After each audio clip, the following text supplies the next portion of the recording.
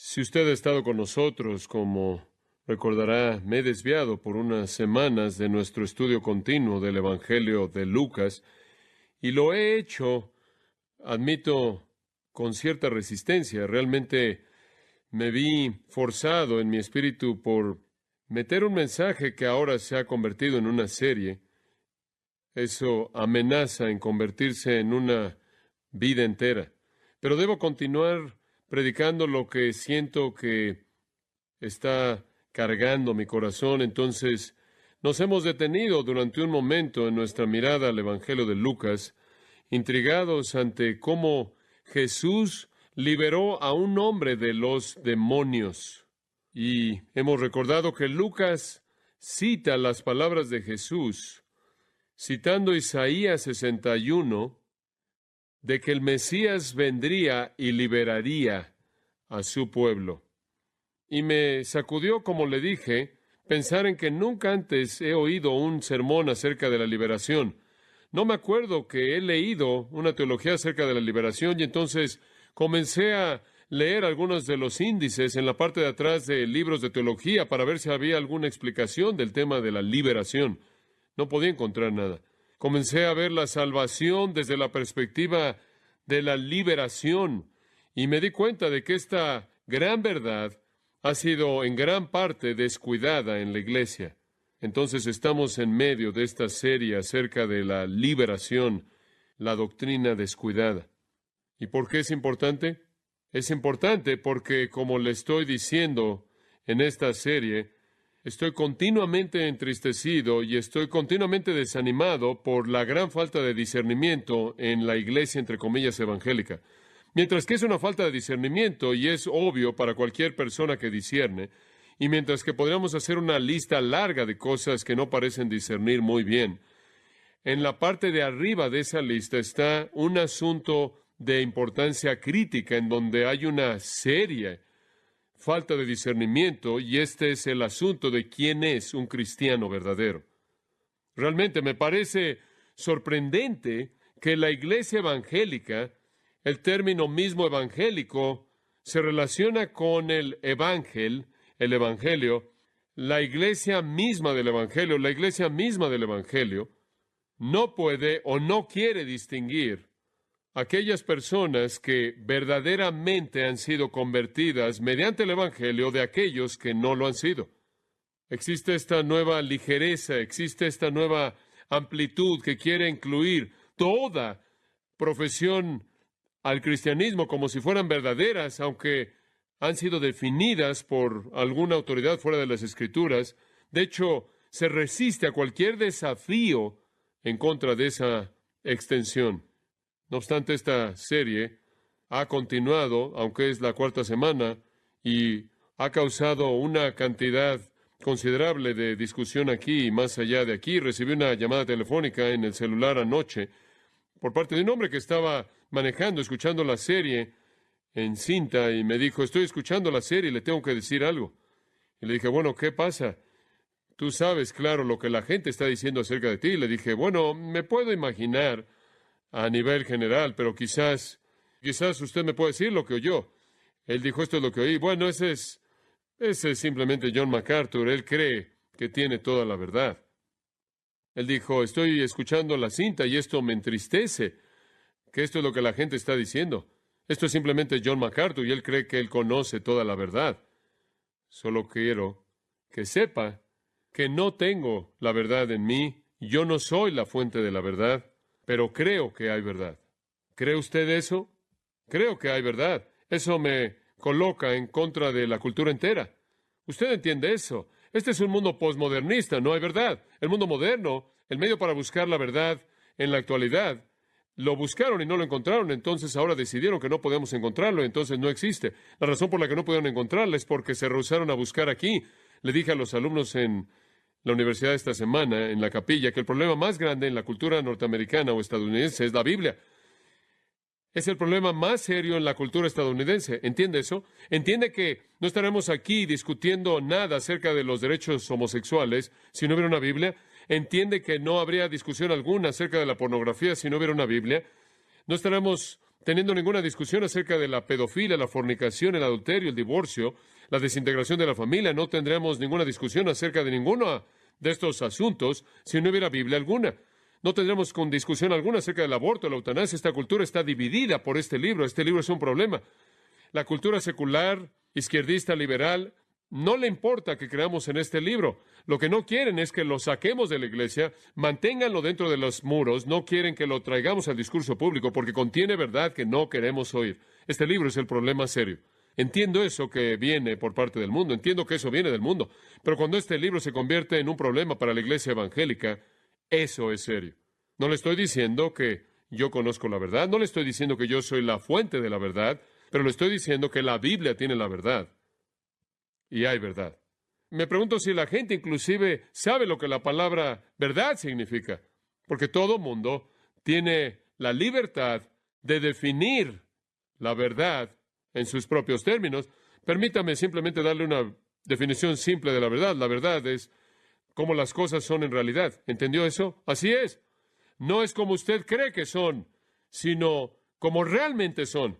Hay verdad acerca de cómo el universo llegó aquí y cómo se mantiene unido. Hay verdad acerca de todo lo que es material en el mundo y hay verdad acerca de todo lo que es espiritual en el mundo y la verdad acerca de cómo las cosas son en realidad. Si usted quiere conocer la verdad acerca de cómo las cosas son en realidad, entonces tiene que ir a la fuente de toda verdad, el Dios de verdad, el Cristo quien es la verdad, y el Espíritu de verdad, y la palabra de verdad, y usted aprenderá la verdad. No estoy tratando de presentar mi opinión, no estoy inventando esto conforme avanzo, simplemente estoy estudiando la Biblia. No soy lo suficientemente inteligente, inclusive como para tener opiniones que le importen a la gente, mucho menos establecer la verdad. Pero hay verdad, y esa verdad está en la palabra de Dios.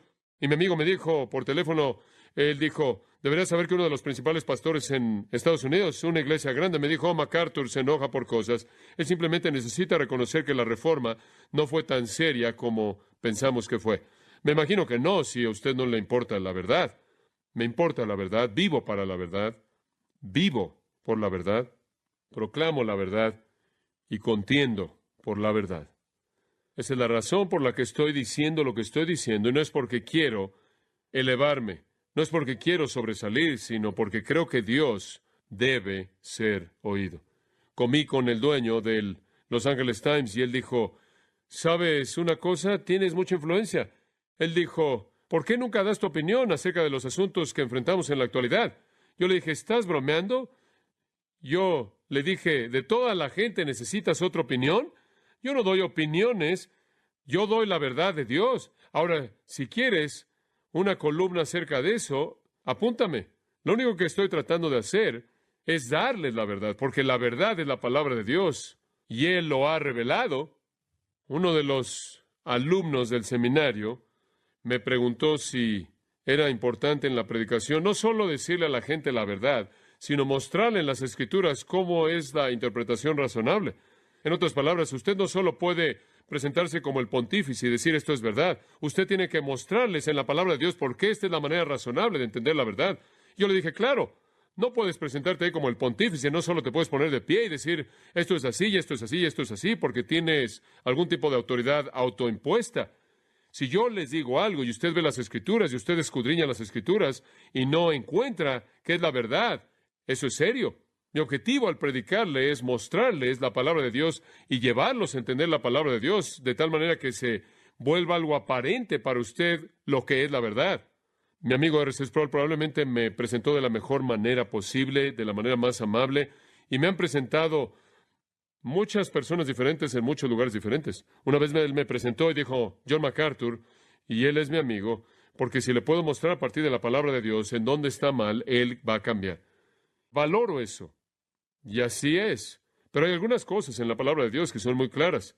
Esas son las cosas que se encuentran en el corazón de nuestra fe.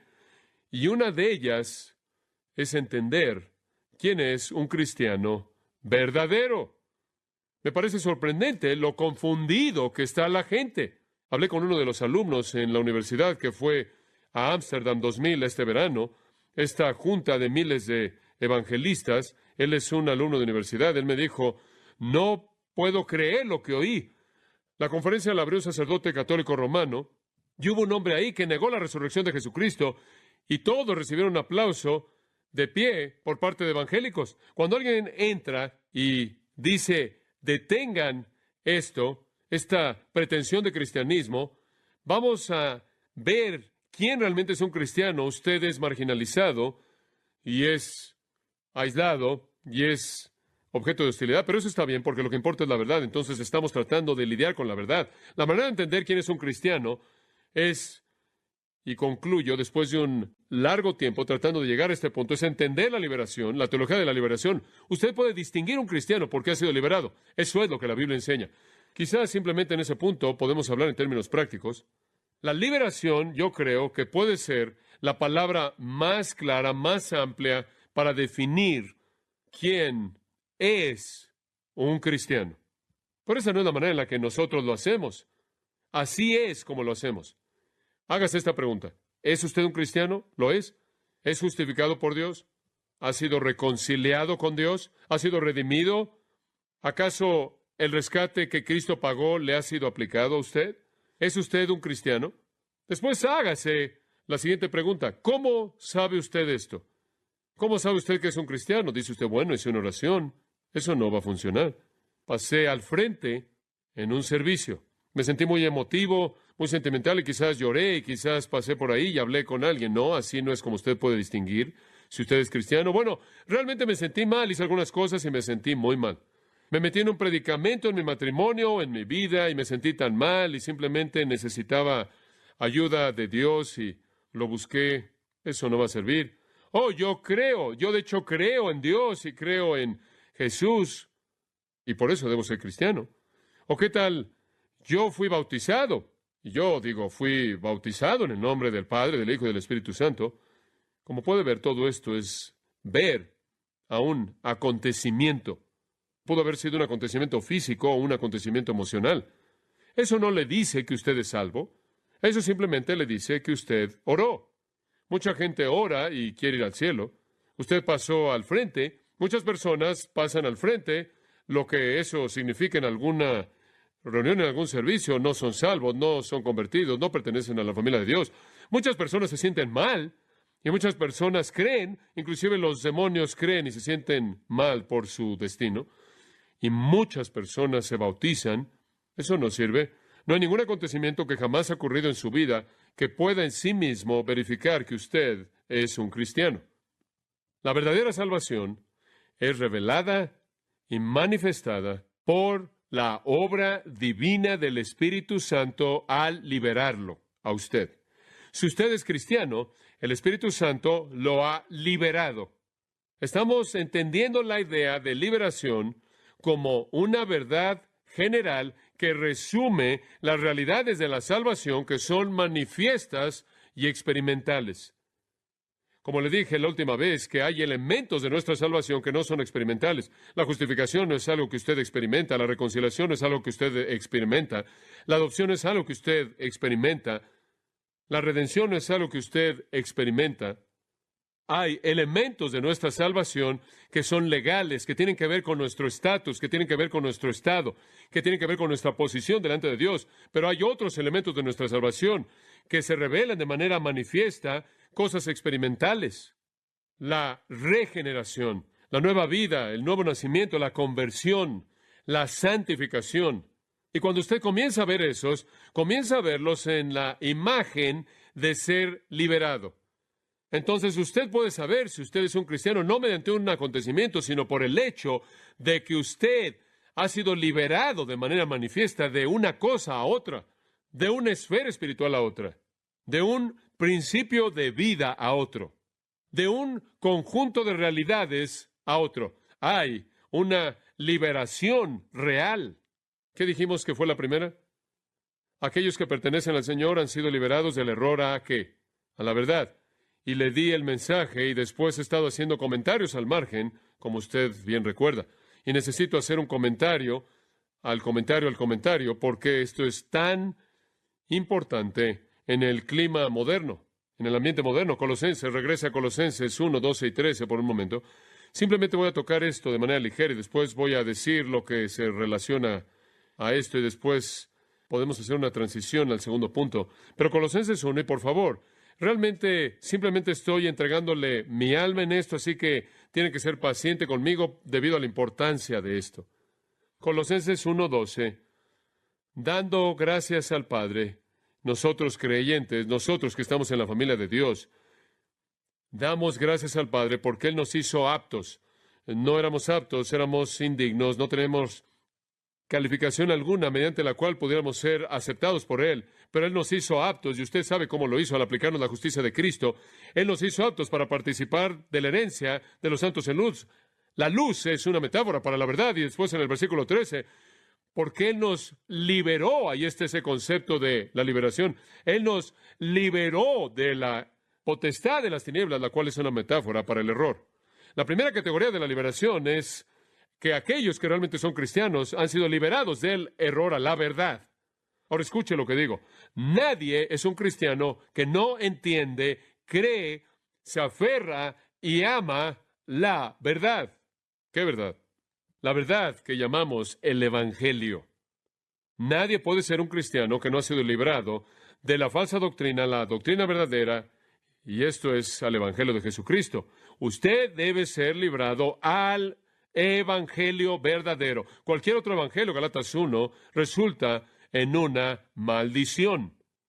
Y en segunda de Juan, cualquiera que no permanece en la enseñanza de Cristo, que no se establece en la verdadera enseñanza de Cristo, no tiene a Dios. Segunda de Juan 9. La gente dice, esto lo dicen discusiones de misiones. Esas personas que están ahí que nunca han oído el Evangelio del Señor va a salvarlos de alguna manera. Nadie nunca jamás será salvo. Nadie jamás va a entrar en una relación salvadora con Dios quien no conoce el verdadero Evangelio acerca de Jesucristo. Nadie.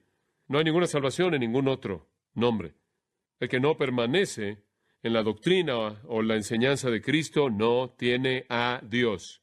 El que permanece en esa enseñanza tiene al Padre y al Hijo. Entonces, eso es lo que hemos estado diciendo ahora ya por 2 semanas. Nadie es cristiano que no ha sido librado del error a la verdad. Y esa verdad es que la Biblia es la palabra de Dios en la cual la doctrina de la salvación claramente es revelada en su totalidad.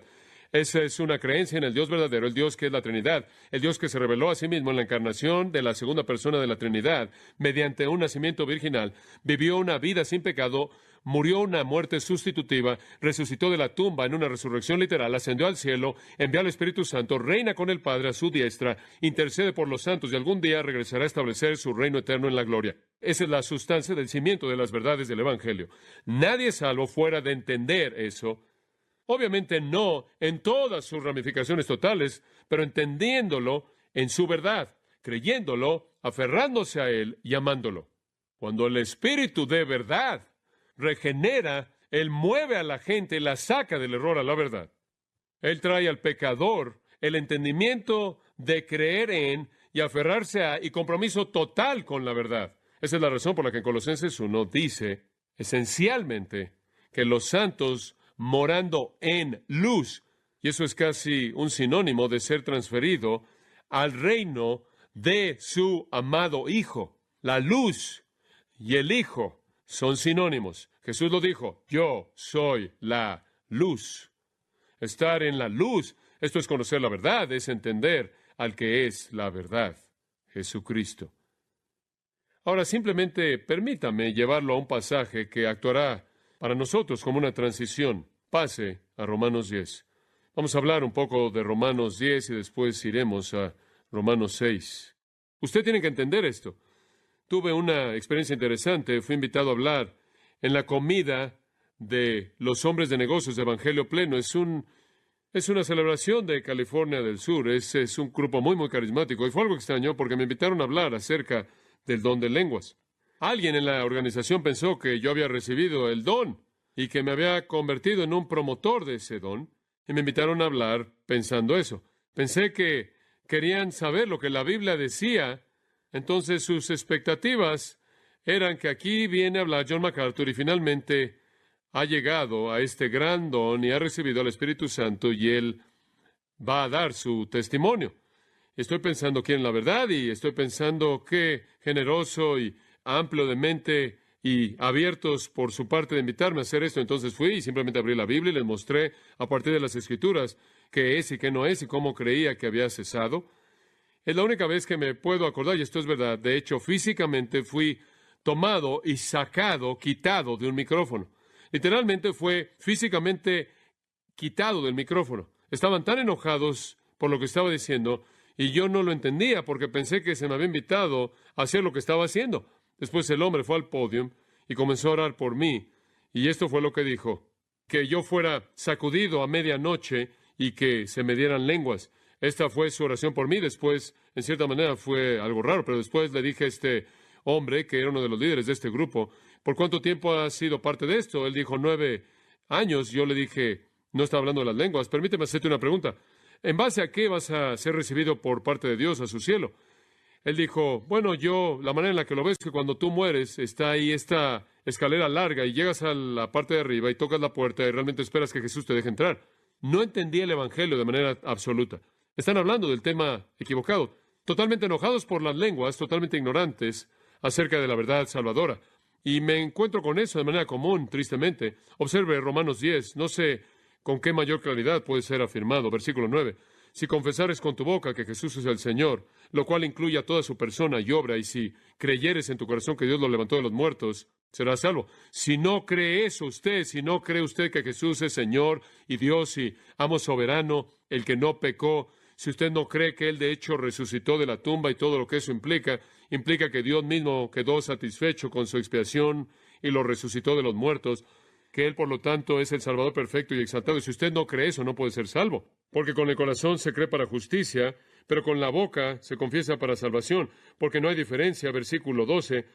Porque todo aquel, versículo 13, que invocar el nombre del Señor será salvo. Pero tiene que invocar el nombre del Señor, tiene que creer en la esencia del Evangelio. Él no puede ser salvo sin él mismo. Y esa es la razón por la que el versículo 14 dice, ¿cómo invocarán en aquel de quien no han creído? Si nadie les ha hablado la verdad y nadie les ha dado la información que deben creer, ¿cómo van a invocar en Él? ¿Y cómo van a creer si no han oído? ¿Y cómo van a ir? ¿Cómo van a oír sin un predicador? ¿Y cómo van a ir a predicar a menos de que sean enviados? ¿Entienden lo que está pasando? No pueden entender y no pueden creer a menos de que oigan, y no pueden oír a menos de que alguien vaya, y nadie va a menos de que alguien sea enviado. El punto es que tenemos que ir porque no hay otra manera. Esa es la razón por la que Jesús dijo ir por todo el mundo y predicar el Evangelio a toda criatura. Esa es la única esperanza. Nadie jamás va a ser convertido y llevado al cielo quien no fue librado del error a la verdad acerca de Jesucristo. La persona, la obra, la salvación por gracia únicamente, a través de la fe únicamente y solo Él, únicamente. Esa es la razón por la que decimos en el versículo 15, cuán hermosos son los pies de aquellos que traen las buenas nuevas. Cuán hermosos son los pies de aquellos que van. Porque si no van, no pueden oír, y si no pueden oír, no pueden creer, y si no pueden creer, no pueden ser salvos. Versículo 17, la fe viene por el oír. No viene por la intuición, viene por oír la palabra de Dios, la palabra de Cristo. De hecho, los mejores manuscritos, la palabra de Cristo, la palabra acerca de Jesucristo, el Evangelio. Esa es la razón por la que tenemos que ir, y créame, como si le dije antes, si la gente que está ahí afuera viviendo y vive al nivel de la luz que tiene, la luz de la conciencia y la luz de la razón, Dios va a asegurarse de que les llegue la luz del Evangelio. Dios no está limitado en absoluto al llevarles el mensaje a aquellos cuyos corazones están preparados por su Espíritu. Ahora pase a Romanos 6. Quería hablar de este versículo la semana pasada y no tuve la oportunidad de hacerlo. Romanos 6, versículo 17. Simplemente un pensamiento simple. Gracias a Dios, que aunque erais esclavos del pecado, téngase ahí. ¿Qué es un esclavo? Un siervo, esclavo es la idea en el griego. Es una palabra que implica mucho, ¿no es cierto? Un esclavo es alguien que desempeña un servicio bajo un amo. Cuando pensamos en un esclavo, pensamos de alguien cuyas ideas, cuyas opiniones, cuyos planes, cuyos propósitos, cuyo futuro no están en sus manos. No importa, un esclavo es alguien que hace lo que se le dice. Un esclavo es alguien que está bajo la autoridad de alguien más. Él dice acerca de nosotros, éramos esclavos del pecado. Literalmente estamos dominados por el pecado. El pecado es nuestro amo. Ocasionalmente hacemos algo que es humanamente bueno y amable y algo que podría inclusive ser noble en términos humanos. Ocasionalmente expresamos amor, cuidamos de niños, cuidamos de gente de edad, damos para ayudar a alguien, pero la fuerza dominante y el poder básico en nuestras vidas es el pecado, así es. Después, versículo 18, pero ustedes han sido liberados del pecado y se han vuelto esclavos de la justicia. Este es un cambio dramático, esto es importante, un cambio dramático. Ya no eres un esclavo al pecado, ahora eres un esclavo de la justicia. Tu amo es la justicia, tu poder motivador es la justicia, En donde antes encontrabas tu satisfacción y en donde encontrabas tu deleite y encontrabas tu gozo y encontrabas tu satisfacción era el pecado. Ahora encuentras tu deleite y satisfacción y tu gozo en la justicia. En donde antes odiabas el pensamiento de hacer lo correcto y amabas el pensamiento de hacer lo que está mal, y ahora odias el pensamiento de hacer lo que está mal y amas el pensamiento de hacer lo que está bien. Ese es un gran cambio. Gran cambio. ¿Cómo sucedió? A la mitad del versículo 17 tiene que ver esto. Os volviste, se convirtieron obedientes del corazón. Algo no sucedió por fuera. No recibieron una nueva lista de reglas y apretaron los dientes y trataron de cumplirlas. Algo sucedió por dentro. Se volvieron obedientes del corazón. ¿Obedientes a qué? Observe esto. Aquí le voy a dar el griego. Tupóndida, ¿qué es? Aquella forma de doctrina, aquello a lo que fue entregado. Es esa gran palabra, entregado, liberado. Paradidomi en este caso, entregar, rubricar. La razón por la que han cambiado, la razón por la que dejó de ser un esclavo de justicia, un esclavo del pecado, y se volvió un esclavo de la justicia. La razón es porque usted fue librado del error, a esa tupóndida que es. Tupón significa molde, esa estructura, esa forma, ese cuerpo. La idea ahí es que es un cuerpo de verdad, un cuerpo de enseñanza, un conjunto de doctrinas, verdades a las cuales fueron entregados y se volvieron obedientes del corazón. Esa es la primera indicación de un verdadero cristiano, que han sido liberados, entregados al cuerpo de verdad que salva. Si no ha sido así, no son cristianos. Si alguien no puede explicar el Evangelio, no se ha aferrado al Evangelio, no cree en el verdadero Evangelio, no es salvo. Estas personas con las que hablo dicen, tenemos que darle lugar a los liberales, son nuestros hermanos cristianos, tenemos que dar lugar a los católicos, lugar a los ortodoxos griegos, y lugar a la gente que está subiendo por la escalera y tocando la puerta, y lugar a la gente que siente que Dios opera de esta manera y dice esto y dice aquello. Todos son nuestros hermanos cristianos. No es así. Me encantaría que así fuera. Pero la única manera en la que podemos ayudarles a volverse lo que no son, convertirse en lo que no son, es decirles que no lo son, no decirles que son. Y no quiero ser parte de ese engaño. No han sido librados del corazón y entregados a ese cuerpo de verdad que constituye el Evangelio. Eso me lleva al segundo punto, finalmente, y simplemente lo voy a introducir. El segundo punto es este. La doctrina de la liberación significa que hemos sido liberados por el Espíritu de la verdad, escuche, del error a la verdad. También hemos sido liberados del pecado a la justicia por el Espíritu de santidad. Y eso está ahí. Regrese al versículo 17. Aunque eres esclavos del pecado, versículo 18, vinisteis a ser siervos o esclavos en el griego de la justicia. Ese es un hecho, ese es un hecho. A veces alguien dice, usted sabe, mi esposo simplemente se está conduciendo de manera terrible, no está interesado en la iglesia, y se va con esta mujer y está teniendo una relación y lo que sea, y sé que es cristiano, solía ir a la iglesia y demás. Y le dije, permítame decirle algo. Si una persona quiere pecar, si la satisfacción más grande y deleite más grande de una persona se encuentra en el pecado, ese no es cristiano. Hay un nuevo principio de vida, hay una nueva esclavitud, y es una esclavitud a la justicia. No es que somos perfectos, simplemente es el nuevo principio que crea una nueva práctica. Me sorprende cómo la gente no entiende esto. Uno de los teólogos más importantes de Estados Unidos escribió un libro y habló del hecho de que cuando usted se convierte, quizás no cambie nada en su vida. ¿Qué? Eso es absolutamente absurdo. Cambia todo en su vida. Absolutamente todo. Regrese conmigo a Ezequiel 36. Quiero mostrarle el principio medular de la esencia misma de ser que es cambiado en esta liberación. En Ezequiel 36 encontramos este pasaje tan importante acerca del nuevo pacto, y el nuevo pacto es el pacto salvador. Pero quiero que observe la naturaleza de este nuevo pacto, salvación. Versículo 25. Esparciré sobre vosotros agua limpia y seréis limpiados. ¿Qué es lo que va a pasar cuando los salve? Lo que va a pasar cuando los salve es que los voy a limpiar. Y seréis limpiados de todas vuestras inmundicias. Esto es sorprendente. Va a haber un lavamiento aquí, sinónimo con el lavamiento de la regeneración del Nuevo Testamento, el lavamiento del agua de la palabra. Y los voy a limpiar de sus inmundicias y sus ídolos. Versículo 26. Os daré corazón nuevo. Aquí el profeta está entrando y hablando de el lugar del pensamiento y sentimiento y emoción, una actitud. Estoy cambiando la naturaleza interna, la disposición interna, el principio interno, la disposición interna. un nuevo corazón. Estoy colocando un nuevo espíritu y voy a quitar ese corazón duro que no podía percibir la justicia y les voy a dar un corazón tierno. Y versículo 27, voy a poner dentro de vosotros mi espíritu. Simplemente viene desde todo ángulo posible. Voy a cambiar todo acerca de su interior. Esto es tan bueno, versículo 27. Y haré que andéis en mis estatutos y guardéis mis preceptos y los pongáis por obra. Y al final del versículo 28, y vosotros me seréis por pueblo y yo seré a vosotros por Dios. Y os guardaré o libraré de todas vuestras inmundicias. Cuando usted se convierte en cristiano, el Espíritu de verdad lo mueve del error a la verdad. Y el Espíritu de santidad lo mueve del pecado a la justicia, del vicio a la virtud. Llamará su nombre Jesús, Mateo 1:21, porque Él salvará a su pueblo de sus pecados. El poder del pecado, el dominio del pecado, es roto, es destrozado. De regreso a Romanos 6, por un momento, y hay tantas escrituras. Él dice en el versículo 19, hablo como humano.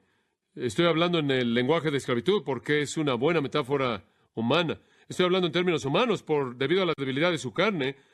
Como seres humanos es difícil que ustedes entiendan verdades espirituales. Entonces estoy incluyendo aquí algo que ustedes entienden como la esclavitud.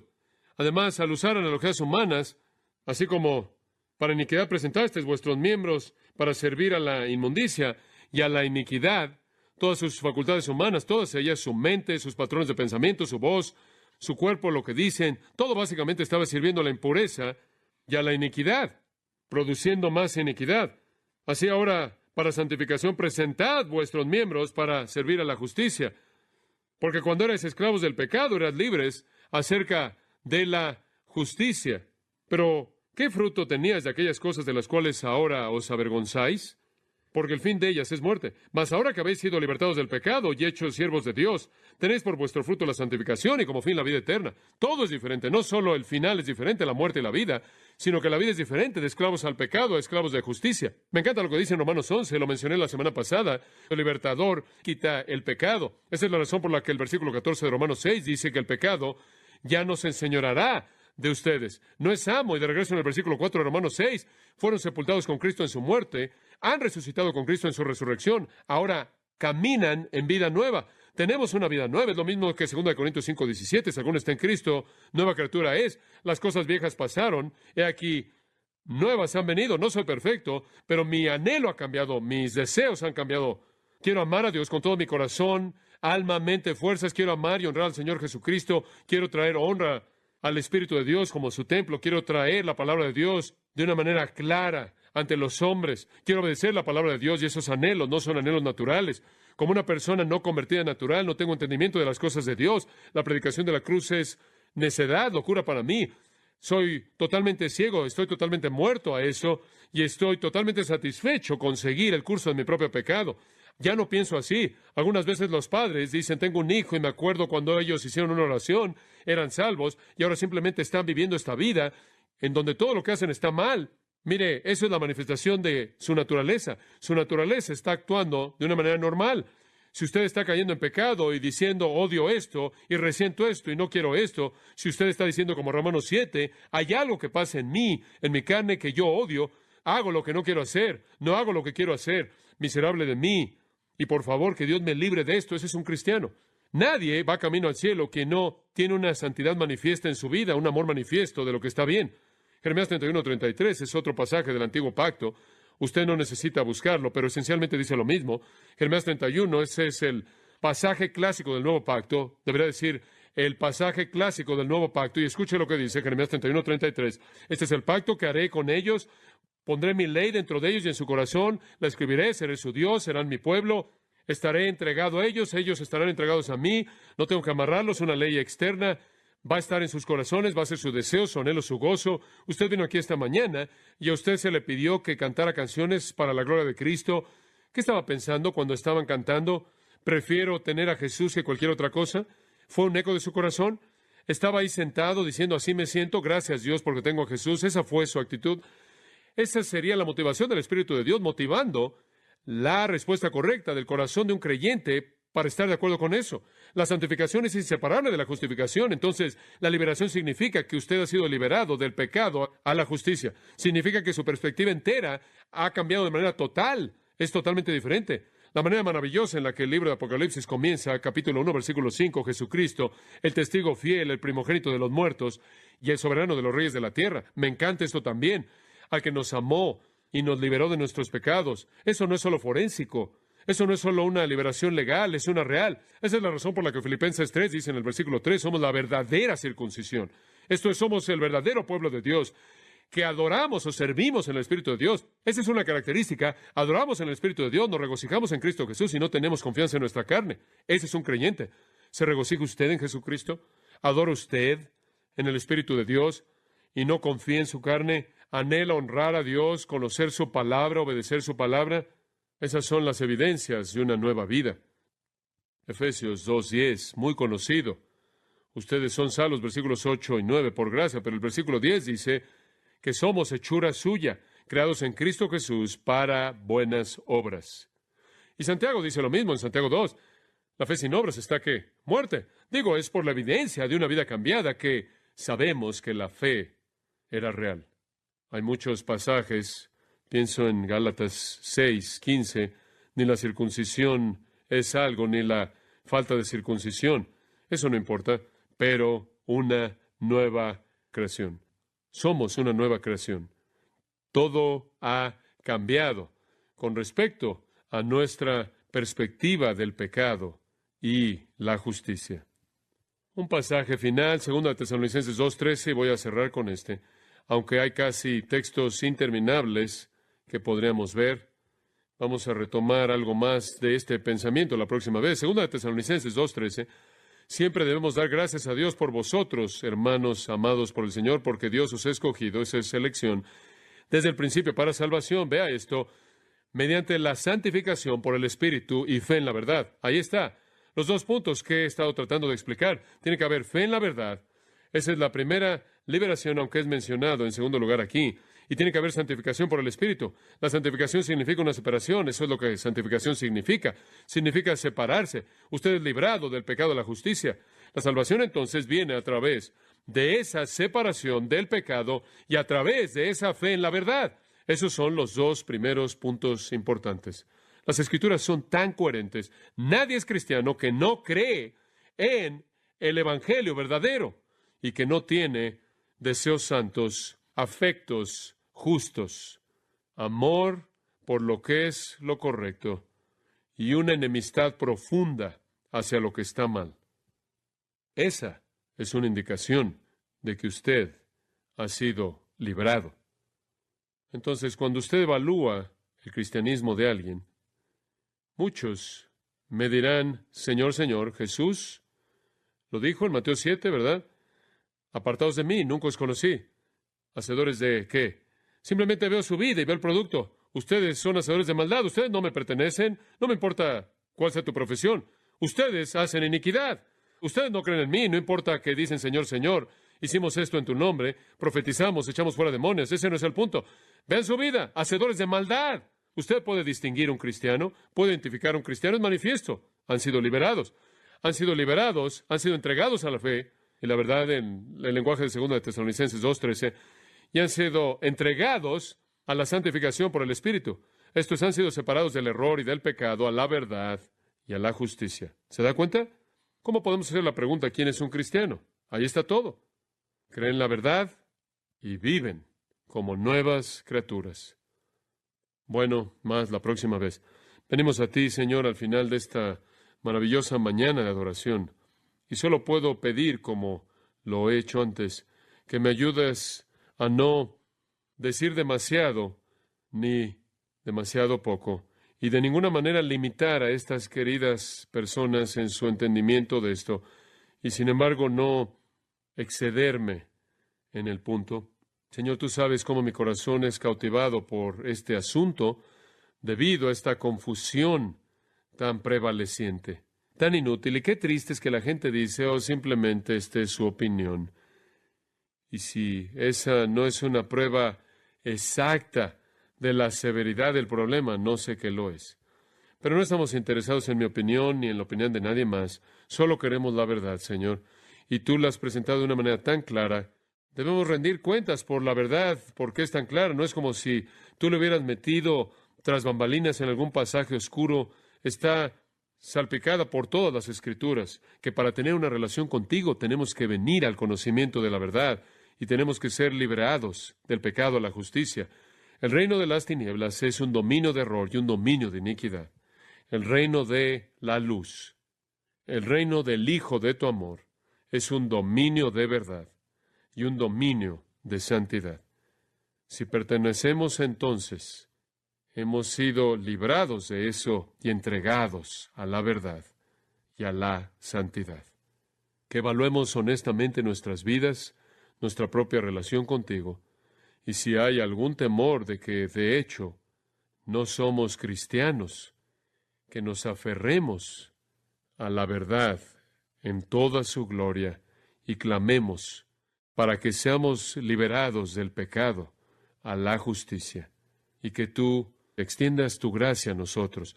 Y Padre, úsanos para traer la verdad a tantas personas, no solo afuera de la iglesia, sino adentro, con gente que está confundida de una manera tan terrible, sin esperanza, y que seamos personas de la verdad y personas de santidad. Danos sabiduría con nuestras familias y nuestros amigos cercanos para discernir. Y si no hay un entendimiento de creencia en la verdad, si no se aferran a la verdad, si no aman la verdad del Evangelio, y si no hay una pasión y un afecto por lo que es correcto y un anhelo por encontrar toda satisfacción en bondad y en santidad, que ayudemos a descubrir la condición. Como usted sabe, hemos estado estudiando el Evangelio de Lucas, pero hemos tomado un pequeño descanso y he estado compartiendo con usted acerca del tema de la liberación, la doctrina descuidada. Quizás es necesario disculparme con algunos de ustedes que no han estado con nosotros en el mes de octubre. Siempre estamos en algún tipo de continuidad aquí, siempre enseñando a lo largo de un libro. Y si usted llega a visitar en algún domingo en Grace, quizás puede luchar con meterse en el flujo un poco, porque hay tanta continuidad de semana a semana conforme vamos a lo largo de la palabra de Dios. Y hemos tomado algo así como un descanso de Lucas para hablar de un tema, hablar del tema de la liberación, y confieso que ese también ha sido un mensaje continuo a lo largo del mes. Me disculpo por interrumpir esta mañana. Me ha preocupado mucho que la iglesia evangélica, aparentemente y de manera deliberada, ha estado contenta con abandonar la doctrina sana. No estoy hablando de iglesias liberales, estoy hablando de aquellos que confiesan ser evangélicos. Muchos líderes y escritores, pastores, profesores, personas evangélicas que son muy influyentes entre los evangélicos están contentos, satisfechos con tener una falta de discernimiento como si fuera alguna virtud espiritual. Han entrado en lo que supongo que es como si estuviéramos viviendo en la época de Spurgeon, lo que sería llamado un declive. La iglesia está en una pendiente resbalosa. La iglesia evangélica está progresando de manera decreciente, alejándose de las alturas de la verdad y la honra de Dios.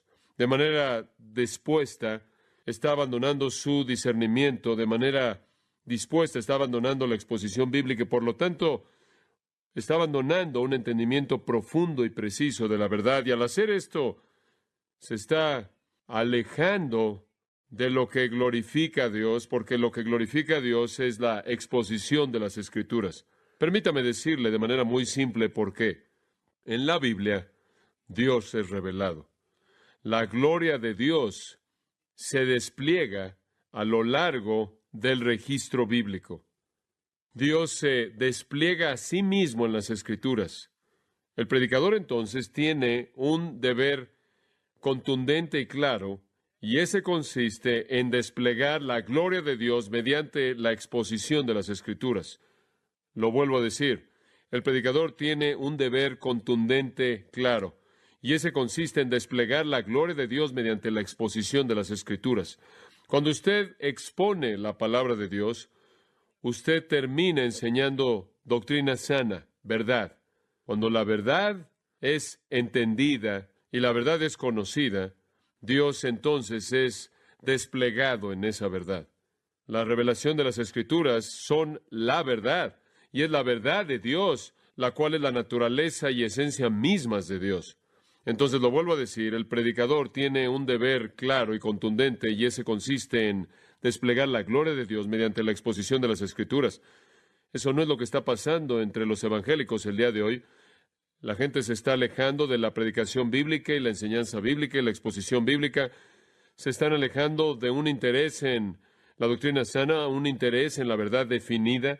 Están abrazando todo lo que de manera nominal se identifica a sí mismo como cristiano. Y la iglesia va a continuar haciendo esto hasta que alguien o algunas personas sostengan en alto la palabra de Dios. La palabra de Dios que usted ve siendo presentada de manera fiel y precisa e imparable, le trae a la gente la majestad verdadera de Dios. Y con ello viene el verdadero entendimiento. Cualquier predicador que no hace esto ha fracasado en su responsabilidad delante de Dios. Mi tarea como predicador es muy simple. Se espera de mí que enseñe las cosas profundas de las Escrituras para que pueda levantarlo usted a las alturas de la alabanza.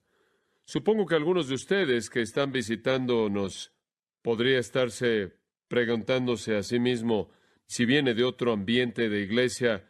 Seguro que aquí cantan muchas canciones antiguas aquí. ¿Dónde están los coros de alabanza? Hay una razón. La himnología está ligada a la teología. En donde usted tiene profundidad, usted tiene altura. En donde usted tiene una teología superficial, va a tener una himnología superficial. En donde usted tiene un entendimiento superficial de la verdad divina, usted va a tener una expresión superficial de la misma. Pero en donde usted tiene una congregación que entiende la profundidad de la verdad divina y que tienen pensamientos grandiosos y gloriosos acerca de Dios, producidos por un entendimiento de las realidades profundas de la verdad divina, no están satisfechos con una expresión superficial. Nos encantan los himnos antiguos porque son profundos. Tienen cierta inteligencia poética que alcanza, que llega a las profundidades de nuestra teología y les da expresión. No necesitamos ser seducidos por una melodía de una especie de salón de bar.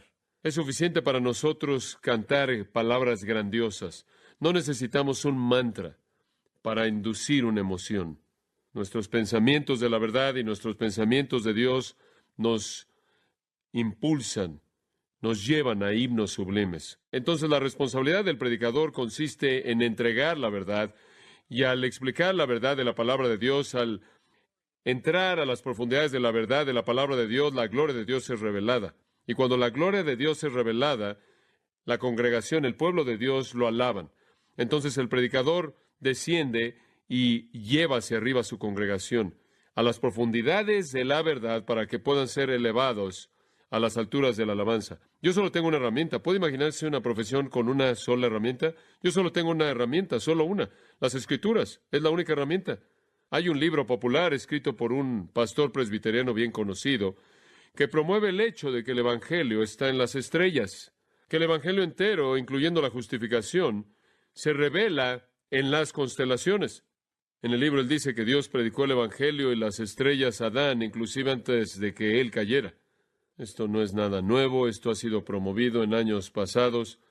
Me sorprende que un hombre que conoce la teología bien escribiera un libro así, porque esa es una negación clara de sola Escritura. Escuche, yo solo tengo una herramienta y no son las estrellas. Es este libro. Dios ha revelado toda la verdad divina en un libro del cual Él es el autor. Si usted dice está en el libro, está en las estrellas, entonces ¿por qué no el católico romano no puede decir está en el libro y también está en el Papa y en los concilios de la Iglesia? Entonces ¿por qué Mary Baker Eddy no puede decir que está en la Biblia y también en la Ciencia y Salud y la Llave de las Escrituras? ¿Y por qué los mormones no pueden decir que es la Biblia, que está en la Biblia y también en las Doctrinas y los Pactos de la Perla de Gran Precio en el libro de Mormón? La verdad divina no está en una iglesia, no está en un papa, no está en un obispo, no está en una denominación, no está en una experiencia, no está en la intuición de alguien, no está en las estrellas, está en un libro, la Biblia. Cada vez que la Biblia se ha alejado de esto, ha sido inundada con el desastre. Este es el domingo de la Reforma. Lo que produjo la Reforma Fue un sacerdote católico llamado Martín Lutero que llegó a la convicción de que la verdad divina estaba confinada al libro. Esto es revolucionario. Esto no es lo que la Iglesia Católica cree. Martín Lutero dijo: Dios habló únicamente en el libro, y toda la verdad divina está confinada al libro.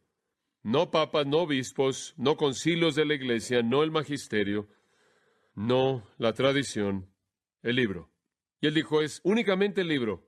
Y después de Jesús y al apóstol Pablo, Martín Lutero fue el hombre más divisivo que jamás vivió en la fe cristiana.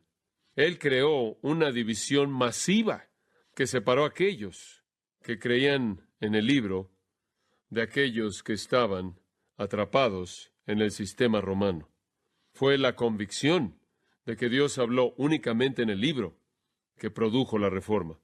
Fue entonces, cuando Martín Lutero había llegado a la convicción de que la verdad estaba en el libro, que él fue al libro y encontró la verdad y fue la justificación por gracia a través de la fe únicamente, que no estaba.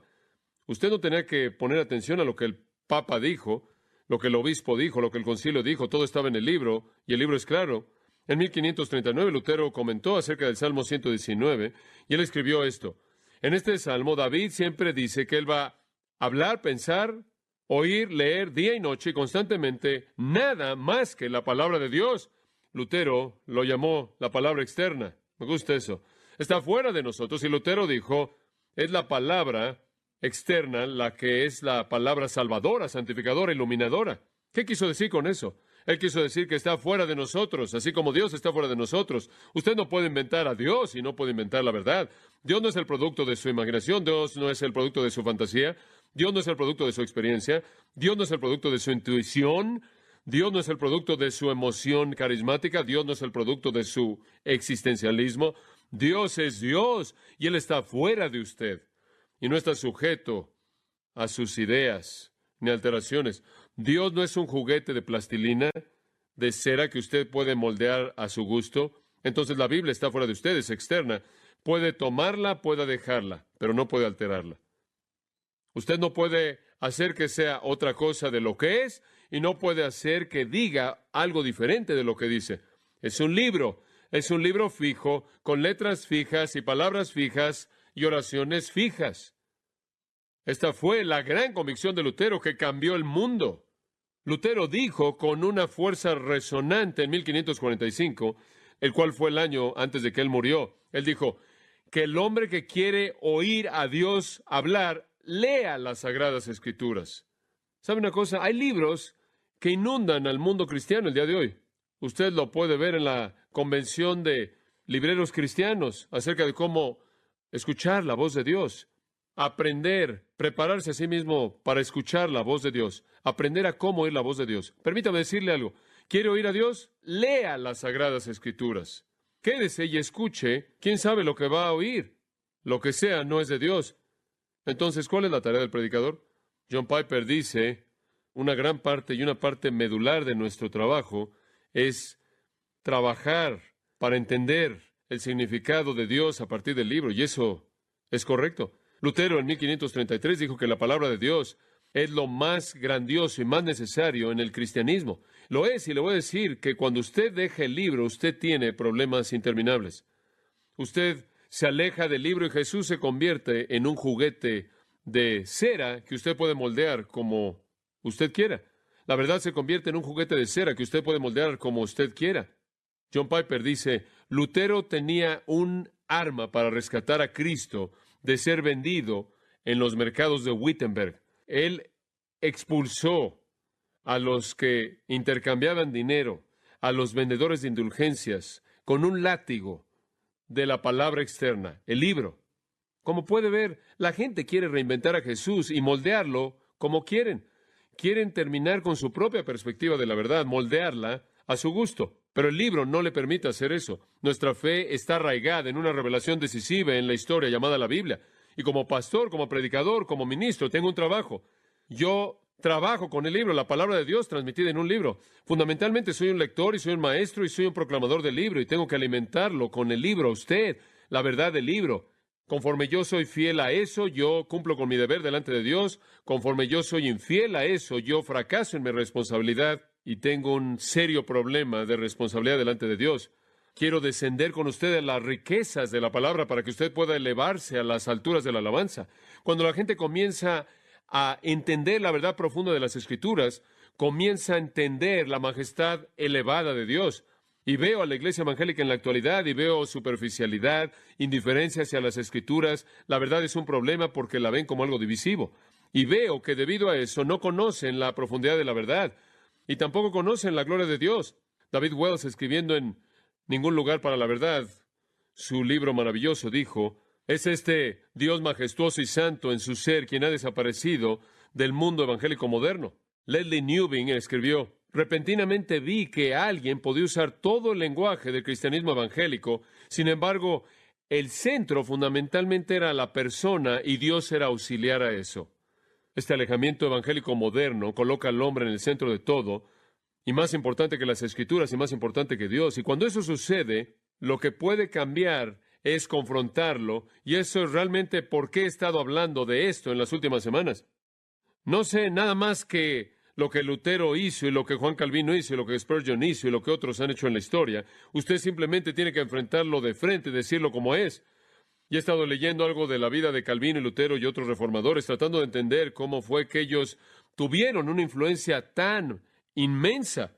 Cuando usted piensa en ese tipo de nombres, usted piensa que debieron haber sido personalidades fuertes y debieron haber sido líderes muy dotados, etcétera, etcétera. Y conforme usted estudia sus vidas, descubre que fueron expositores incansables de las Escrituras. Tomaron toda oportunidad que tuvieron por exponer la palabra de Dios ante la gente, y la palabra de Dios fue lo que hizo que las cosas cambiaran. Conforme la gente llegó a estar expuesta a la predicación clara y poderosa de la profundidad de la verdad, llegaron a estar consumidos con la gloria de Dios, se volvieron personas que discernían y vieron el error por lo que era y la verdad por lo que era, y tomaron las decisiones correctas. Benjamin Warfield, el gran teólogo de Princeton, quien tuvo un gran ministerio en mi vida, mucho tiempo después de su muerte, cuando era un alumno de seminario, y leí acerca de la inspiración y autoridad de las Escrituras que él escribió. Warfield dijo de Juan Calvino que ningún hombre jamás tuvo un sentido más profundo de Dios que él. Él dijo en la obra acerca de Calvino y Agustín, él dijo: ningún hombre jamás tuvo un sentido más profundo de Dios que Juan Calvino. ¿Y de dónde es que Juan Calvino obtuvo ese sentido profundo de Dios? Él lo obtuvo de las Escrituras. Juan Calvino pasó su vida entera estudiando las Escrituras. Él pasó su vida como un expositor de las Escrituras, y la gente asume que Juan Calvino fue algún tipo de teólogo. Él fue un teólogo, pero él fue un teólogo que tenía el derecho de ser un teólogo porque él era un expositor. Su teología fue el producto de su exposición bíblica. A través de Calvino, la teología reformada sana, la teología de la Reforma, se aferró, encontró sus raíces, y con esa teología profunda vino el producto de esa teología, la cual fue la alabanza elevada. Muchas de las canciones e himnos que cantamos, que son los más amados y más ricos y profundos, fueron escritos por aquellos que fueron reformadores, puritanos. ¿Sabe usted que Juan Calvino solo predicó exposición bíblica y Dios lo usó para cambiar la faz del mundo? Él llegó a Ginebra en 1536 y él expuso la Biblia hasta 1564 con una expulsión, un exilio de 3 años, que mencionaré en un momento. Pero él predicó la exposición de las Escrituras. He estado ahí en el pequeño, es casi como una capilla, es un consistorio, lo llaman así, al lado de la iglesia de San Pedro, en donde Calvino predicaba en el Día del Señor. Él predicaba en esta pequeña capilla diariamente, y él exponía las Escrituras, y él tenía 5 hombres que se sentaban ahí en la banca de adelante y escribían todo lo que decía, y los 5 lo escribían y lo unían y se lo devolvían para editarlo, y así es como él produjo comentarios. Día tras día le enseñaba exponiendo las Escrituras. R.L. Dabney escribe: todos los reformadores primordiales, fuera en Alemania, Suiza, Inglaterra o Escocia, eran predicadores constantes y sus sermones eran primordialmente expositivos. Eso significa, exponer significa explicar el significado de las Escrituras. Entonces él dijo: podemos suponer con seguridad que el instrumento mediante el cual el poder espiritual de la gran revolución y la reforma fue primordialmente la restauración de la predicación escritural. Dabney también señala lo que sucede en la historia es un declive de 3 pasos, y lo estamos viendo suceder en la actualidad. Hay un tiempo en la iglesia que él lo llama la época de oro, cuando la verdad de Dios es predicada de la palabra de Dios. Esa es la época de oro. Cuando los hombres exponen las Escrituras. Yo crecí en una época así. La exposición bíblica era lo importante. La exposición bíblica era lo que la gente hacía, pero ya no es así. Y hay un segundo paso, no lo saben, pero Dabney dice que hay un segundo paso. Los evangélicos dicen, todavía creemos en la verdad bíblica, todavía creemos en la doctrina sana, todavía somos evangélicos, pero nada más creemos que la Biblia es arcaica y la gente no se identifica con ella y es aburrida. Entonces hemos tomado la verdad y la hemos colocado en algún contexto cultural con la que la gente se puede identificar y podemos comunicarnos mejor. Todavía es la verdad y creemos la verdad y la Biblia es tan antigua y la gente simplemente no se identifica con ella. Entonces todavía nos aferramos a la verdad y simplemente la vestimos con ropa nueva. Esa es una transición, esa es la transición de la época de oro. Primero usted predica la verdad de Dios, de la palabra de Dios. Ese es el vestido en el que Dios la vistió. Esa es la manera en la que Él la vistió. Y Dios sabe lo que es mejor para el alma y el espíritu y la mente de un hombre, quien está bajo la influencia convencedora del Espíritu Santo. Entonces Él sabe qué verdad viene un hombre de la manera más poderosa en la obra del Espíritu Santo, y esa es la razón por la que Él colocó la Biblia en la manera en la que Él la colocó. Pero quizás la gente cree que piensan mejor que Dios, tienen mejores ideas que Dios, entonces toman las verdades de las Escrituras, las sacan de las Escrituras, las visten de otra manera, las visten de manera diferente para quitar el estigma de la Biblia, la ofensa de la Biblia, y de alguna manera creen que pueden alcanzar hacia la cultura de una manera suave. Básicamente han hecho la Biblia a un lado porque creen que es vergonzosa. Dabney dice que esta es la etapa de transición. Aquí la doctrina es enseñada, todavía es de las Escrituras, pero su relación es moldeada, se conforma con la dialéctica humana prevaleciente. La verdad de Dios ahora ha sido despojada de su poder del alma. El tercer paso, usted sabe que la Biblia era ofensiva, nos deshicimos de eso. Ahora descubrimos que la doctrina también es ofensiva, entonces también nos deshacemos de eso. Entonces Dabney ruega pidiendo que estemos contentos siempre con exhibir la doctrina bíblica en su propio vestido bíblico. Y como puede ver, esa es la razón por la que yo digo que si la gente simplemente comenzara a predicar la Biblia proveería claridad, proveería discernimiento, proveería entendimiento, proveería profundidad y también levantaría a la gente a las alturas de la alabanza trascendente. La Biblia forma el contenido entero de nuestra predicación. Es una profesión de una herramienta, como dije. Dios presentó todas sus verdades en tal contexto, en tales proporciones y en tales relaciones, como Él sabe que son apropiadas para el alma y mente del hombre bajo la influencia del Espíritu Santo, y ninguna otra forma de la verdad es tan buena. Simplemente me molesta ver a gente comenzando a ver que todavía creemos la verdad, pero no le enseñamos a partir de la Biblia porque la gente no acepta eso. Si usted se deshace de la Biblia porque no le gusta eso, entonces, ¿por qué se va a aferrar a la verdad cuando usted descubra que tampoco la quieren? No creo que usted pueda llevar a cabo el ministerio sin un compromiso radical con la Biblia. Digo, un compromiso radical con la Biblia. Yo soy visto como radical. Yo soy visto como alguien no intelectual, un cristiano de nivel bajo, porque no estoy abierto a todo tipo de perspectiva en todo. Yo soy visto como alguien antiintelectual. Está bien, realmente no me importa. Mi intelecto solo puede funcionar de manera eficaz para la honra de Dios de una manera, y esto es si lo uso para llegar a un entendimiento de las Escrituras y después comunicárselo a usted. Sea que entienda o no, toda perspectiva equivocada no es relevante. No creo que usted puede llevar a cabo el ministerio en este clima en la actualidad, en la manera en la que Dios quiere que sea hecho, sin un compromiso radical con la Biblia. Y digo radical porque es resistido inclusive dentro del marco de los evangélicos. Como dije antes, el significado de las Escrituras son las Escrituras. Conforme usted disipa la neblina y revela el significado, esas son las Escrituras. Esa es la verdad de Dios, y eso despliega a Dios, y eso le da a la gente discernimiento y le da a la iglesia poder.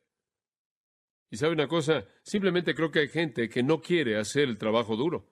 Usted ve a Calvino, él escribió muchísimo, él escribió su institución, él escribió sus comentarios. Varias repisas de mi estudio están llenas de sus volúmenes. Él predicaba 10 sermones cada 2 semanas, y todo esto, exposición de las Escrituras. Lo mismo con Lutero. Entre 1510 y 1546, él predicó 3,000 sermones. Muchos días a la semana y muchas veces al día él predicó. Todo eso con luchas familiares, con su esposa Katy, dándole 6 hijos, algunos de ellos murieron, el resto de ellos él los catequizó el domingo por la tarde. Quiero ir un domingo típico para Martín Lutero. 5 de la mañana era el primer servicio. Era exposición de una epístola. 10 de la mañana fue el segundo. Era una exposición del Evangelio. En la tarde le enseñó la palabra de Dios a sus hijos. A las 5 de la tarde él regresó a exponer un libro en el Antiguo Testamento. El lunes y martes él enseñó más exposición. El miércoles él enseñó Mateo, el jueves y viernes él enseñó una carta apostólica, y el sábado él expuso el Evangelio de Juan. ¿Sabe una cosa? La gente no solo se cae de la cama y guía una reforma. ¿Entiende usted eso? Hay una razón por la que estas personas tuvieron la influencia que tuvieron. Estaban consumidos con las Escrituras, con su entendimiento y su proclamación. Todo lo que él hizo fue predicar y predicar y predicar, y la gente adoró. Él descendió y ellos subieron. Esa es la razón por la que le dije hace unas semanas atrás que es mejor ir más lento que rápido. Es mejor ser profundo y no superficial. Es mejor ser minucioso y no superficial. De regreso a Juan Calvino, él nunca se desvió de la predicación expositiva durante casi 25 años. De 1536 a 1564 en Ginebra, y él inclusive ignoró la Navidad y la Pascua y casi otra celebración, y simplemente continuó llevando a cabo su exposición. Él no dio ningún mensaje especial, él simplemente se mantuvo con su exposición. El espectro de su púlpito es realmente sorprendente, simplemente sorprendente.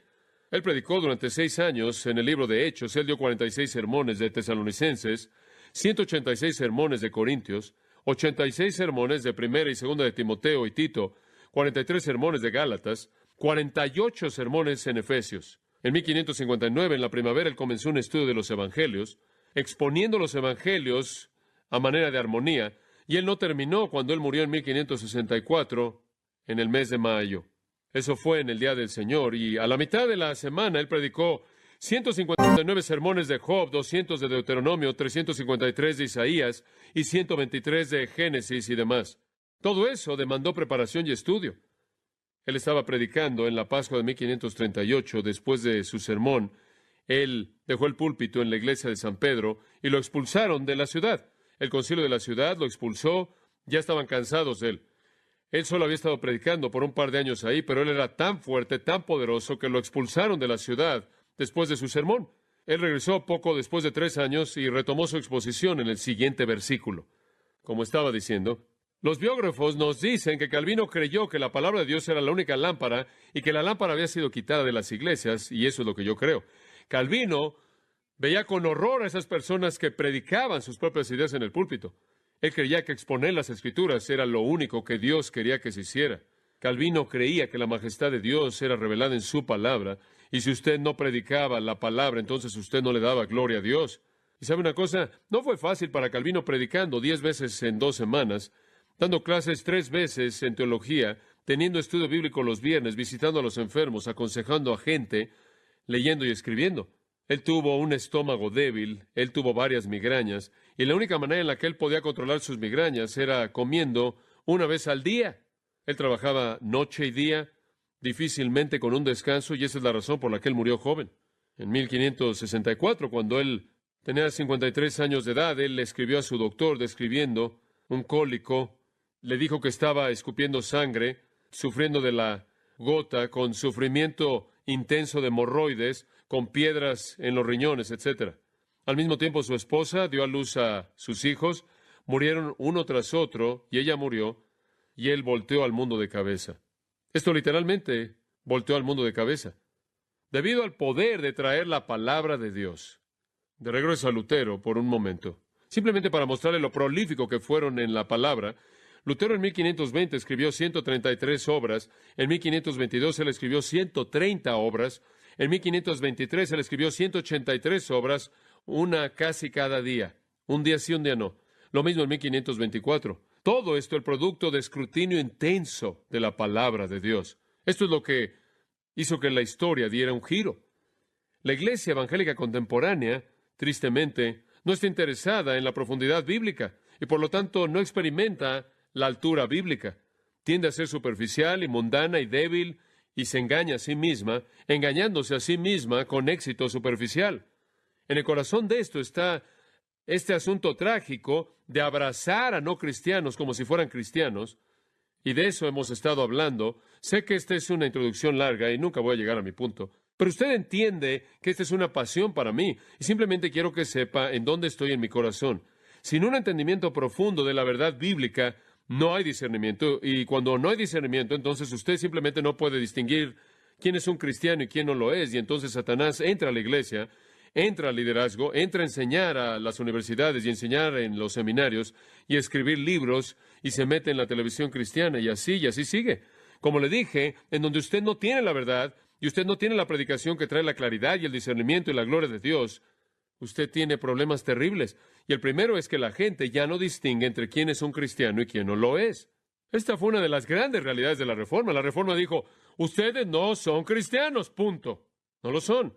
Ustedes dicen, somos cristianos. No, no lo son. Es momento de que adoptemos esa postura, esa misma postura en el mismo punto en este día. Y como he estado tratando de decirle en las últimas semanas, la manera en la que usted distingue un verdadero cristiano de un no cristiano, sin importar lo que digan, se encuentra en esta categoría que estamos llamando liberación, ¿verdad? Lo que le hemos estado diciendo es que usted puede distinguir e identificar a quién es un cristiano porque han sido liberados. El ministerio del Señor consiste en liberar, rescatar, salvar. Y un cristiano no es conocido por algún acto, algún acontecimiento, alguna oración, alguna firma de una tarjeta, algún pasar al frente, al ser bautizado, unirse a una iglesia. No es identificado por un acontecimiento, sino por liberación. Los verdaderos cristianos son aquellos que han sido liberados. Y la liberación es esta verdad general que contiene las realidades de la salvación. Y primero dijimos que los verdaderos cristianos han sido librados del error ¿a qué? A la verdad. Y eso fue algo importante. Y es un asunto que tenemos que aclarar. Si usted no ha estado aquí, tiene que escuchar esos sermones. Esto es simplemente muy importante. Alguien que no cree el verdadero evangelio no es un cristiano. Esta es una afirmación bastante general. Usted tiene que creer en el evangelio verdadero o de lo contrario no es cristiano. Usted no puede creer en un evangelio falso como los mormones y la gente en el sistema católico romano. Usted tiene que creer en el evangelio verdadero. Usted no puede creer en el mensaje liberal de buenas obras y cambio social. Usted no puede creer en algún tipo de idea aberrante de quién es Jesús. Usted no puede ser alguien que es un no trinitario y creer en un Dios que no es una trinidad como T.D. Jakes y gente así y ser un cristiano. Los cristianos creen la verdad, porque vimos claramente Colosenses 1, 12 y 13 que hemos sido librados de la potestad de las tinieblas y trasladados al reino del Hijo amado de Dios. Nos hemos vuelto santos en la luz, hemos salido de las tinieblas de la ignorancia y el error a la luz de la verdad. Estoy siendo específico con usted porque creo que tenemos que hacer eso. ¿Quién es cristiano? Alguien que ha sido librado del error a la verdad. Usted ha llegado a entender, ha llegado a creer, a abrazar, a someterse a la verdad. En segundo lugar, dijimos que los cristianos verdaderos han sido liberados no solo del error a la verdad, sino del pecado a la justicia. Y vimos en particular Romanos capítulo 6, el cual es un texto muy importante, y lo vimos la última vez, el cual habla del hecho de que éramos esclavos al pecado y ahora somos esclavos o siervos de la justicia. Y simplemente quiero terminar ese punto. Pase a Primera de Juan 3, simplemente un par de comentarios para concluir ese punto. Y la semana próxima le voy a dar el tercer punto debido a que ya se me acabó el tiempo. Primera de Juan 3. Juan simplemente nos está dando aquí una perspectiva muy blanco y negro. Primera de Juan 3, versículo 2 dice, amados, ahora somos hijos de Dios. Muy bien, somos hijos de Dios. ¿Cómo sabes eso? ¿Cómo sabe usted que alguien es un hijo de Dios? ¿Cómo sabe usted cuando alguien pertenece a Dios, cuando es un verdadero creyente? Pasa al versículo 4. Todo aquel que comete pecado infringe también la ley, pues el pecado es infracción de la ley. Muy bien. Versículo 5. Y sabéis que Él apareció para quitar nuestros pecados. Ahora deténgase ahí. ¿Por qué Jesús vino al mundo? ¿Para quitar qué? Los pecados. Entonces, ¿cuál debe ser la característica de un cristiano? El pecado es quitado. ¿Qué tan claro es eso? Mateo 1:21, Él vino a salvar a su pueblo de sus pecados. Entonces, Juan simplemente está diciendo que Él apareció para quitar los pecados. Entonces, lo que es una realidad acerca de un cristiano es que el pecado ha sido reemplazado por la justicia, y él procede a explicar eso. Versículo 6. Todo aquel que permanece en él no peca. Tiempo presente continúa en el pecado, en ese mismo patrón. No significa que nunca pecamos, porque de regreso en el capítulo 1, él dijo, si ustedes dicen que no tienen pecado, hacen de Dios un mentiroso. Claro que tienen pecado, pero no continúan en ese patrón constante de pecado. Ese es un verbo de tiempo presente en el griego, el cual indica acción continua. Nadie que permanece en Cristo continúa en ese mismo patrón de pecado. Y nadie que continúa en ese mismo patrón de pecado ha visto a Cristo o conoce a Cristo. Todo el tiempo la gente dice, yo sé, bueno, que están viviendo así y están haciendo esto, pero sé que son cristianos porque me acuerdo cuando esto pasó, en ese acontecimiento hicieron esto. Los cristianos no continúan en un patrón de pecado que no ha sido roto. Versículo 7, aquí está la clave. Hijitos, nadie os que engañe. No dejen que nadie los engañe. El que hace justicia es justo. ¿Es eso difícil de entender? Por favor, ¿quién es justo? La gente que hace cosas justas. Es cuestión de naturaleza, es cuestión de el principio de vida, de poder en la vida. Y él lo explica de manera muy clara. El que practica, versículo 8, el pecado es del diablo. Él tiene la naturaleza antigua bajo el control de Satanás. El diablo peca desde el principio. Para esto apareció el Hijo de Dios, para deshacer las obras del diablo. ¿Y cuáles son las obras del diablo? El pecado. Segunda vez, versículo 5, versículo 8. El Hijo de Dios vino para deshacer, para destruir ese patrón de pecado, para destruir ese principio de pecado, ese poder de pecado dominante. Y entonces en el versículo 9, todo aquel que es nacido de Dios no practica el pecado. Practica es esa idea de pecado constante, no quebrantado, continuo, porque tiene una nueva semilla en él. Y él usa la analogía del nacimiento humano. Un bebé es el producto de sus padres y lleva la imagen de sus padres. La semilla, el huevo, los padres han creado la esencia de ese niño. El niño es literalmente la unión de las dos vidas que lo produjeron, y el niño va a manifestar las características. Va a ser moldeado como sus padres, se va a ver en la cara como sus padres, va a tener la manera de actuar, va a tener ciertos gestos físicos como los de sus padres, va a tener algunas de las capacidades intelectuales como sus padres, o quizás otras capacidades también. Va a reflejar la estructura genética heredada de sus padres, y eso es esencialmente lo que está diciendo. Si usted ha nacido de Dios, va a ser el producto de ese nuevo nacimiento, y usted no va a continuar practicando el pecado, pero lo que va a pasar es que va a tener una nueva semilla en usted, y usted no puede continuar en el pecado porque ha nacido de Dios. Mire, si usted ha nacido de Dios, el principio de pecado ha sido roto y la práctica del pecado ha sido interrumpida. Si alguien se ve como si fuera cristiano y de pronto se desvía y se mete al pecado y se quede ahí, ellos nunca nacieron de nuevo, porque si hubieran nacido de nuevo, si hubieran nacido de Dios, ninguno que nace de Dios practica el pecado. Nadie tiene ese mismo patrón constante, como lo dijo la semana pasada. Tiene que ver con su deseo, con lo que usted desea. Pecamos como cristianos, pero odiamos ese pecado. Amamos la justicia, como Romanos 7. Quiero hacer cosas y mi carne me estorba y no quiero hacer lo que hago y hago lo que no quiero, pero sé que es algo miserable, lo menosprecio y clamo para ser librado de eso. Una de las grandes razones por las que queremos ir al cielo, habla con la gente acerca de ir al cielo y dicen, calles de oro. Y sabe una cosa, lo mejor del cielo es que no hay pecado. Eso es lo más atractivo acerca de esto. ¿No se cansa de eso? No estoy hablando del pecado en su cónyuge, estoy hablando del suyo. Nadie que ha nacido de Dios continúa en un patrón no quebrantado de pecado. No puede suceder. ¿Por qué? Porque su simiente está en usted. Tiene usted la simiente incorruptible. Pedro dice, una nueva vida, una nueva naturaleza, una nueva creación. En el versículo 10 lo resume. Así es como usted distingue a los hijos de Dios y a los hijos del diablo. Es obvio, me encanta. ¿Qué tan obvio es? En esto se manifiestan los hijos de Dios y los hijos del diablo. Todo aquel que no hace justicia y que no ama a su hermano no es de Dios. Eso es suficiente para mí. ¿Cómo sabe usted quién es un cristiano? Alguien que ama lo que es lo correcto, que ama la ley de Dios, que odia el pecado, que tiene un patrón de justicia interrumpido por el pecado. Ese es el pecado que él odia. Ese es el viejo hombre residual en él. Es su antigua disposición. Es lo que queda en él, de su naturaleza antigua. Gálatas 2:20, el apóstol Pablo habla de esto y dice, con Cristo he sido juntamente crucificado.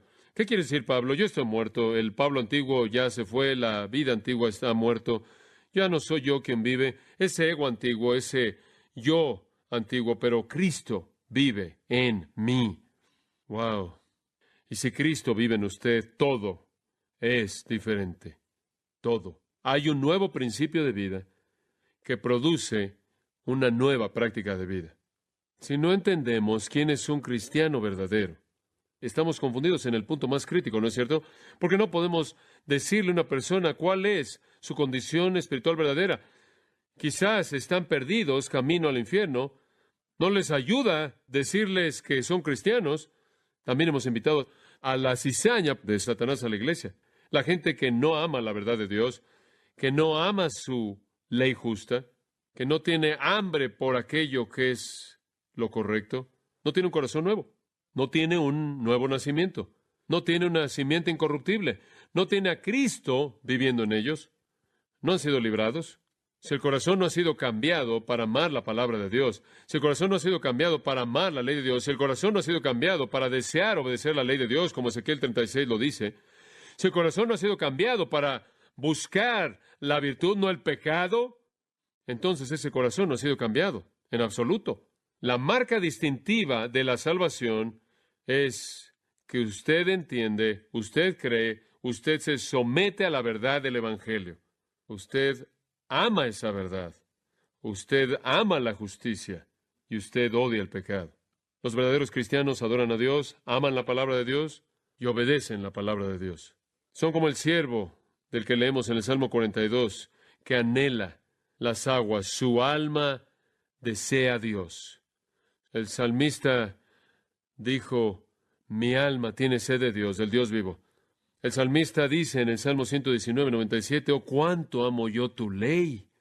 Entonces, si usted tiene un hijo, o un cónyuge, un hermano, o hermana, o amigo, o un conocido que realmente quiere pecar, planea pecar, planea la satisfacción en el pecado, no tiene una pasión por la justicia, no tiene interés en la verdad, la persona no ha sido librada, no es cristiana, sin importar lo que diga la persona. En la actualidad, como hemos estado diciendo, las iglesias y líderes evangélicos dicen, cualquiera que dice que es cristiano, cualquiera que dice que creen que Jesús es cristiano. Liberales, protestantes, carismáticos, católicos romanos, ortodoxos, personas que están flotando por ahí, que dice creer en Jesús, atletas que hacen esto y hacen una buena jugada y son sorprendidos buscando una prostituta. Cualquier persona que dice ser cristiana puede ser probada por la verdad y la virtud. Esto es crítico. La verdadera liberación produce una vida cambiada. Hay un tercer punto y simplemente le voy a decir qué es y lo vamos a ver la próxima semana. Han sido librados del mundo moribundo al reino eterno, profundo, y lo veremos la próxima vez. Oremos. Padre, qué claridad, qué precisión provee tu palabra. Gracias por los ejemplos de hombres del pasado, del que hablamos en esta mañana, cuyos testimonios son tan útiles, nos instruyen debido a su fidelidad, el poder de sus vidas que tú usaste con tanto poder. Dale a tu iglesia una confianza restaurada, una pasión restaurada, un hambre restaurada por la verdad, por la palabra de verdad. Oramos, Padre, porque tú nos des el discernimiento para que podamos juzgar verdaderamente la condición espiritual de una persona.